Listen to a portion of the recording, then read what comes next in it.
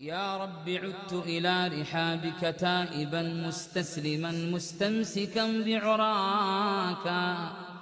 ما لي وما للأغنياء وأنت يا رب الغني ولا يحد غناك، ما لي وما للأقوياء وأنت يا ربي ورب الناس ما أقواك،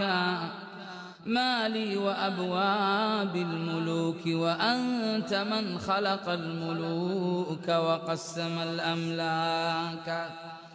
إني أويت لكل مأوى في الحياة فما رأيت أعز من مأواك، وتلمست نفسي السبيل إلى النجاة فلم تجد منجا سوى منجاك،